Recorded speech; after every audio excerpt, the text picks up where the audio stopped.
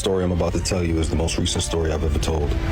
Once there was a young vampire, relatively and comparatively young. Let's call this young vampire Vic. He started talking about vampires on social media. Although this was forbidden by his council, he spoke on the origin of vampires, how humans could be changed into vampires. He even went as far as showing his fangs on social media. His followers would constantly ask him if revealing these secrets would anger the council. And the answer is yes. So why would he do it? He and many other vampires were tired of living in hiding. And to change that, the council who put them in hiding would have to be dismantled. Similar to humans, vampires aren't allowed to kill other vampires.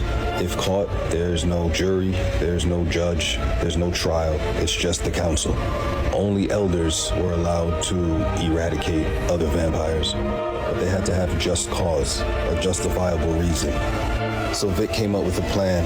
He would break all the rules in an effort to get the council to have to eradicate him.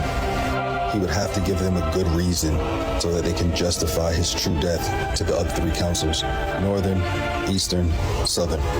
The last part of the plan was to go to Japan under the disguise of starting a new life, Juhatsu.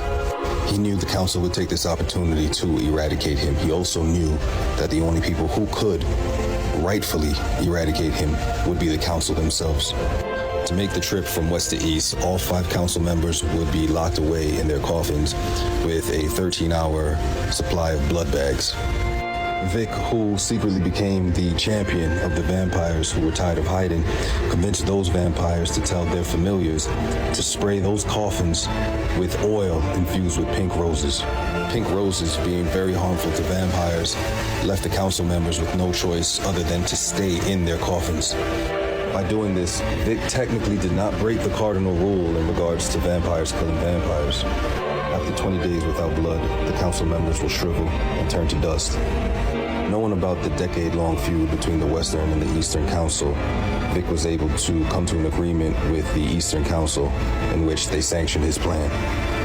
The Western Council was under the impression that their coffins would be delivered directly to the Eastern Council, in which they would discuss the eradication of Vic.